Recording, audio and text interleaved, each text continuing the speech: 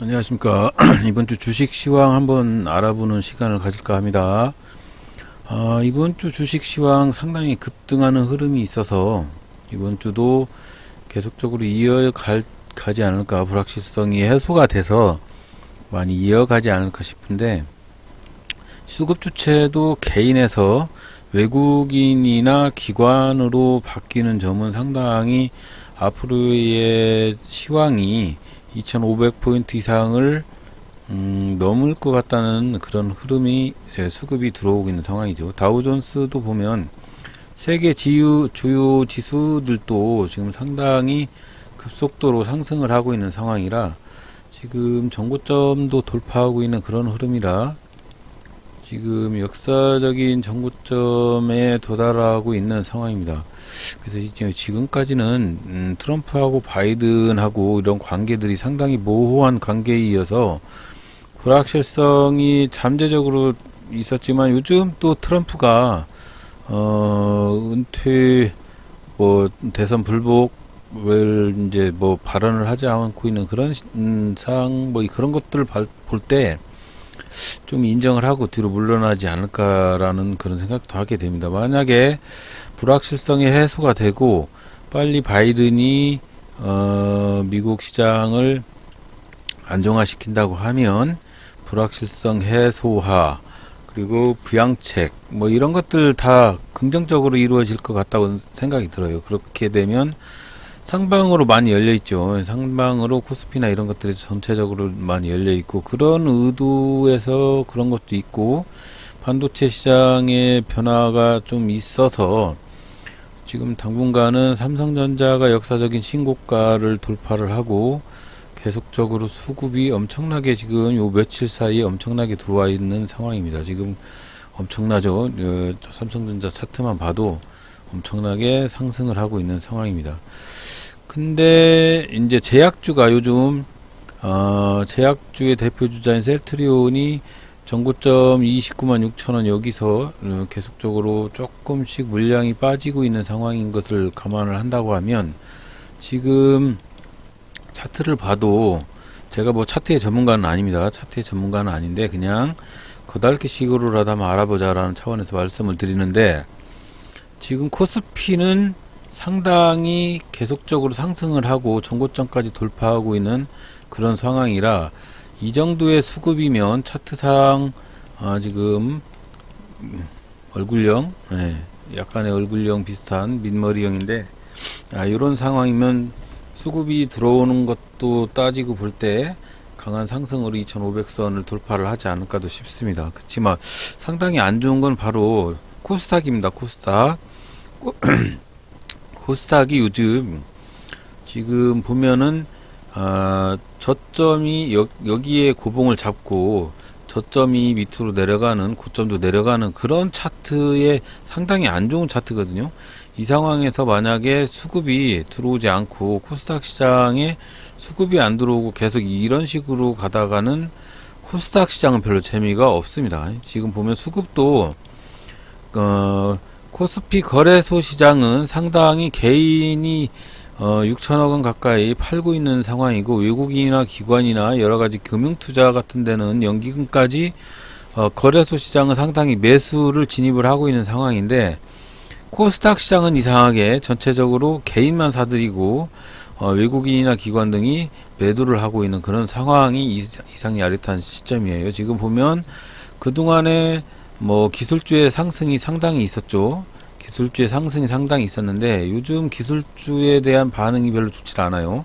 그래서 거래소 시장에 백신 개발에 따른 경기 방어주들이 상승을 하고 이런 부분들이 있어서 그런가 상당히 코스피는 상승하고 코스닥은 하락하는 역반응의 현상이 나타나고 있습니다. 지금 그래서 지금 이번 주 시황은 한번 여러 가지로 한번 알아볼 텐데 주시할 부분이 몇 가지가 있습니다. 주시할 부분이 백신 개발은 상당히 좋은 호재성 재료고 미국 트럼프 대통령이 대선에 대한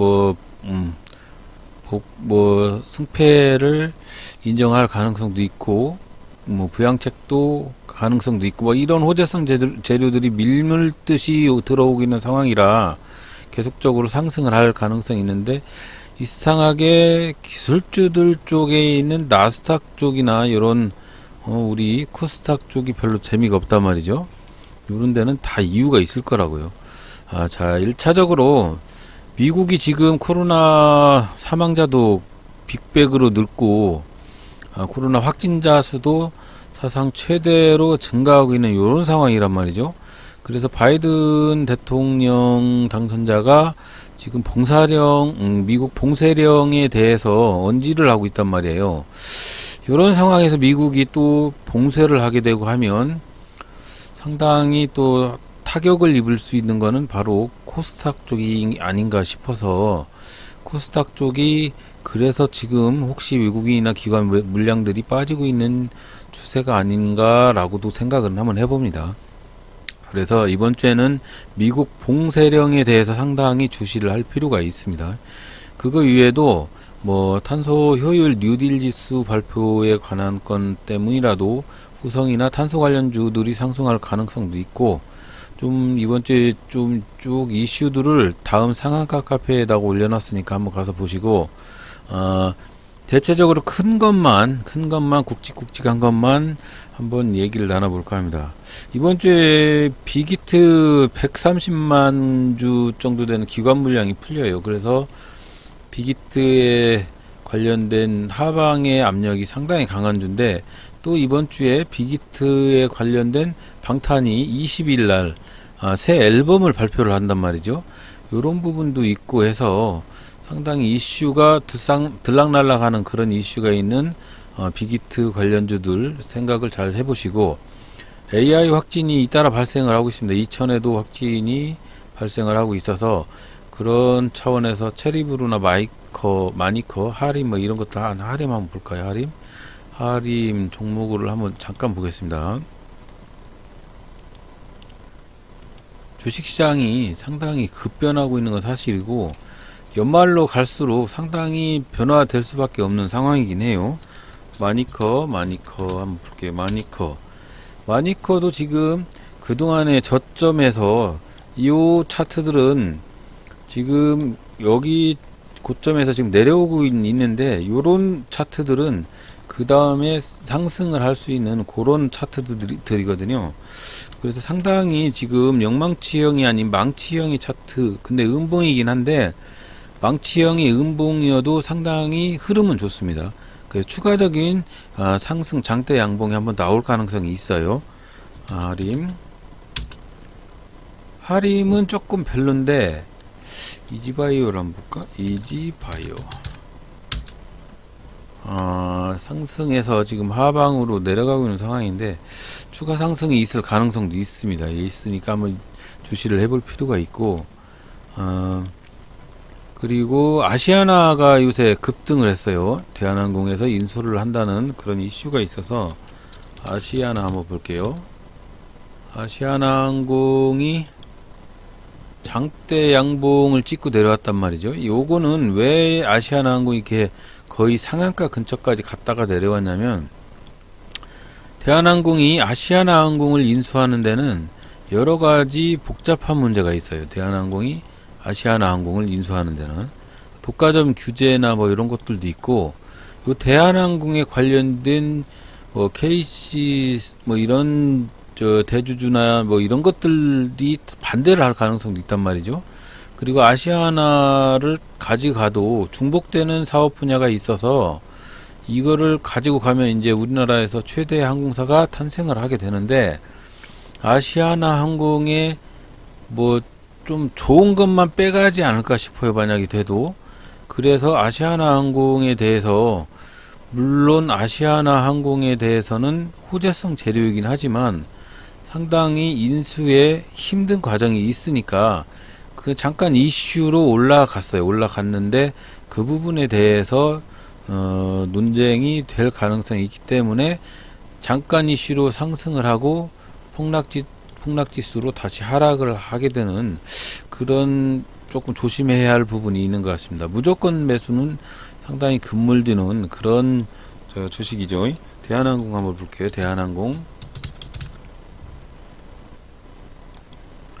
대한항공도 만약에 대한항공이 아시아나항공의 뭐 보수 부분이나 뭐 여러 비행기 부분에서 일부분만 흡수를 해서 아시아나항공이 인수를 하게 되면 우리나라에서는 가장 큰 항공사가 생기는 거고 아마 이 동남아권에서 제일 크지 않을까요?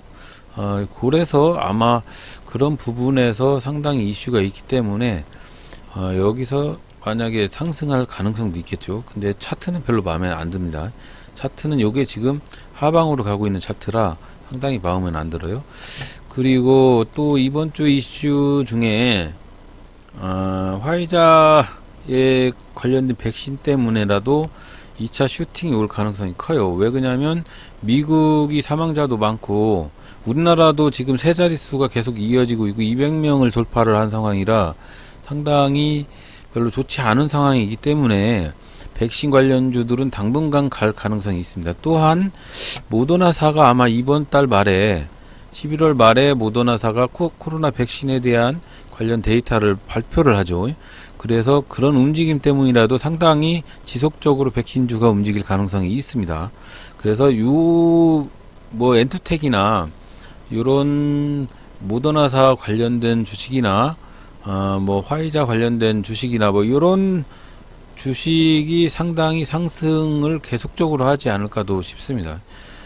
그거 말고 또 뭐 다른 한국이 이번에 무역협정 RCEP 협정 서명을 했는데 효력이 내년부터 발의를 하죠. 그래서 그거에 관계된 종목 한번 검색을 해서 한번 주시를 해보시고 LG화학 배터리차 리콜이 자꾸 되고 있어요. 화재가 발생을 한다는 그런 것들 때문에 리콜이 되고 있어서 이런 상황이 자꾸 발생을 하게 되면 기술주들이 코스닥 쪽에 기술주들이 동반적으로 하락을 할 가능성이 상당히 큽니다.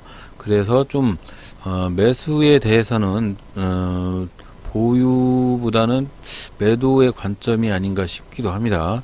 그리고 방사광석기 관련된 주식으로 내포 신도시 관련된 토지 분야의 땅 그런 쪽으로도 한번 검색을 해서 매수를 한번 해보시기 바라고, 뭐 신용평가사들 우리 주식시장에 많이 있는데 그런 신용평가사 신용등급이 강등될 그 위기에 있어요 지금.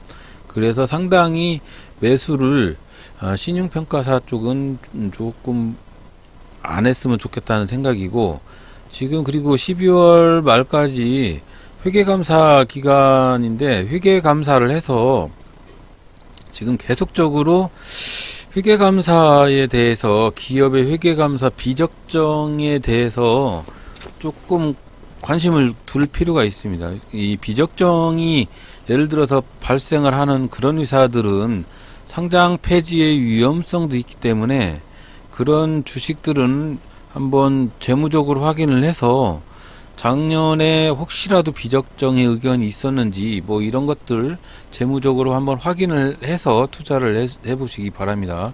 이런 것 상당히 중요합니다. 상당히 중요하니까 장기 투자 하시는 분들 혹시라도 비적정의 의견이 제시될 수 있는 그런 종목들은 과감하게 털고 가셨으면 좋겠다는 생각이고, 그리고 대주주 관련된 3억 대주주 관련된 그 이슈도 관심을 가질 필요가 있습니다. 지금 한창 윤석열 검찰총장하고 뭐 서울시장, 부산시장 이런 정치권 이슈가 수시로 변동이 되기 때문에 그런 부분도 테마주 사고 파실 때 상당히 개미떨기에 당하지 않는 그런 기술적인 매매를 하셨으면 좋겠습니다.